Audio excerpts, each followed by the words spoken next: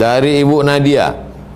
Assalamualaikum Ustaz. Waalaikumsalam warahmatullahi wabarakatuh.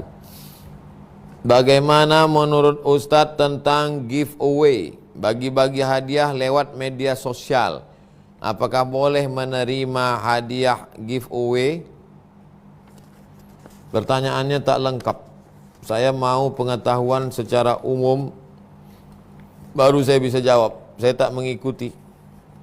Jadi kalau dia masuk kategori judi, baru haram. Judi itu begini. Judi itu begini. Ada orang ngumpulin uang, daftar, register, bayar 10.000. Register bayar 10.000. Yang ikut 1.000 orang. Kalau register bayar sekali klik 1.000 orang, kemudian yang daftar 1.000 orang bayar 10.000, berarti terkumpul duit 10 juta. Terkumpul duit 10 juta. Lalu kemudian diadakan perlombaan, atau diadakan goncang nama, atau diadakan tahapalah namanya, bentuk judi. Nanti yang menang dapat 5 juta, yang 5 juta masuk ke panitia. Itu judi, haram. Cuman kalau pakai komputer gayanya canggih, mungkin nembak-nembak musuh dulu. Jadi ini kalau seperti itu masuk kategori judi.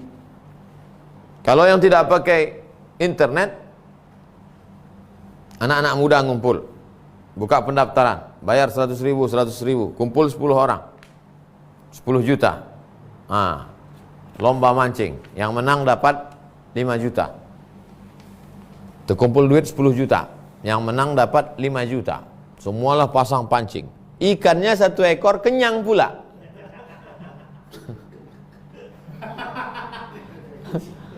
Cacing gemuk-gemuk. Lari-lari lah ikan tuh nengok. Kasihan. Akhirnya salah satu tuh ditariknya gini, pancing tuh top tersangkut. Jadi ikan tuh tertarik bukan karena menang dapat 5 juta, yang lain tak dapat. Itu judi, haram. Ibu Erianti, Ustadz, saya punya sepeda motor, dibeli dengan cara cicil lewat leasing. Sekarang sudah lunas. Bagaimana motor saya itu Pak Ustadz? Apakah tetap riba walau sudah lunas? Sementara hanya itu kendaraan yang saya punya dan saya butuhkan, sangat butuhkan. Ibu tinggal buka saja blog saya. Cara ngetiknya Somad Moroko Kredit. Somad Moroko spasi kredit. Nanti dapat tulisan. Panjang ceritanya di situ saya buat, tapi kesimpulannya kalau akadnya uang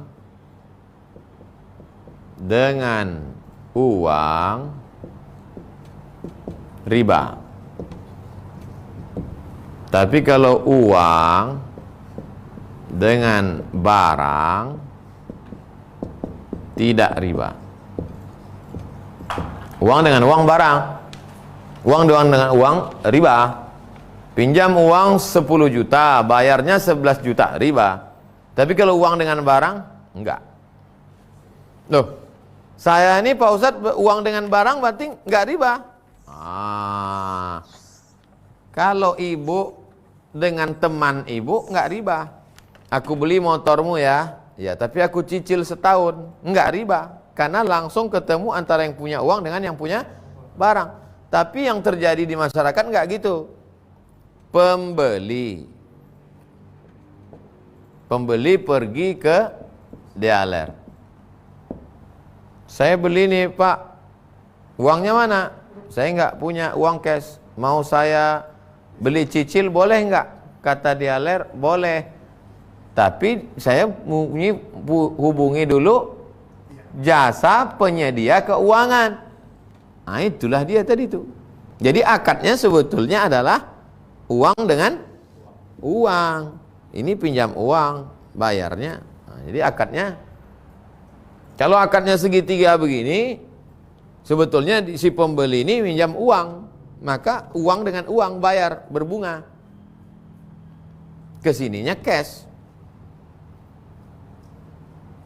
Tapi kalau langsung pembeli, langsung dengan penjual, akadnya uang dengan barang, maka tidak riba. Uang dengan panci, uang dengan kasur, uang dengan motor, enggak riba. Lihat lengkap dalam tulisan saya. Begitu Ibu Erianti. Jadi Pak Ustadz, yang udah terjadi ini gimana Pak Ustadz? Banyak-banyak beristighfar aja lah. Sambil bawa motor digas. Astaghfirullah. Mudah-mudahan Allah Ta'ala mengampuni segala silap salah. Jadi nggak usah Ibu jual. Ibu perlu kebutuhan, nggak usah dijual. Mudah-mudahan Allah mengampuni. 3, Ibu Puput. Ustadz, saya ingin diajak menikah oleh pemuda, tapi dia jujur kalau dia mengidap penyakit HIV. Bagaimana saya harus bersikap Pak Ustadz? Penyakit HIV itu menular melalui hubungan seksual. Bagaimana ibu mau berhubungan seksual, mau punya anak sama dia kalau dia kena HIV? Kemudian sampai sekarang belum ada obatnya. Oleh sedangkan tujuan dari pernikahan adalah mau punya anak soleh. Mesti hubungan, bukan bisa dikirim pakai Bluetooth. Kecuali ibu mau menikah sama dia hanya untuk berbakti saja.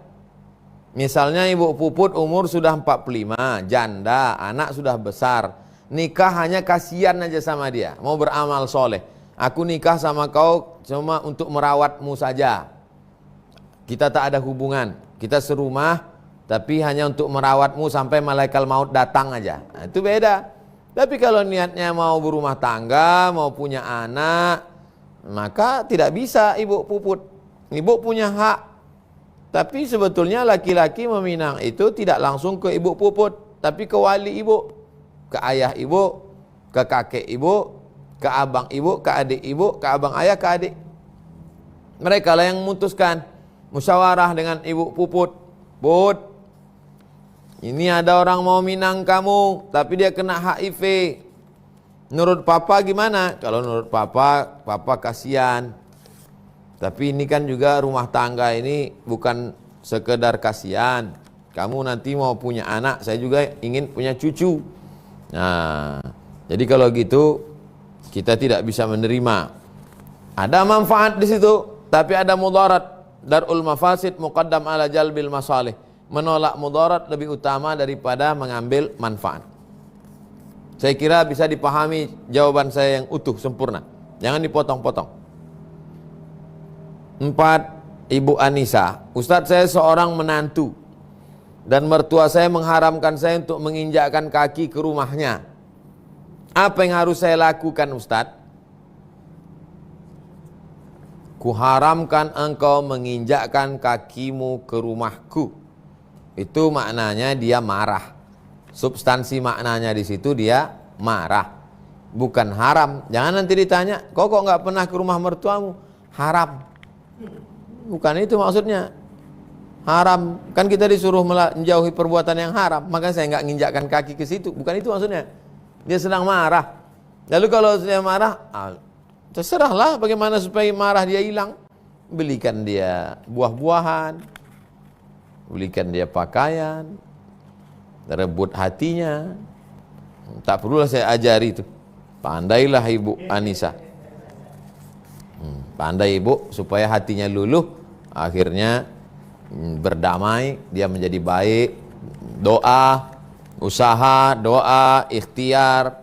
Maka insya Allah Allah Ta'ala berikan jalan. Wa may yattaqillah, siapa yang takut kepada Allah, yaj'al lahu makhraja, Allah berikan jalan keluar terhadap permasalahan hidupnya. Wa may yattaqillah yaj'al lahu min amrihi yusra, siapa yang takut kepada Allah maka Allah berikan kemudahan dalam perjalanan hidupnya.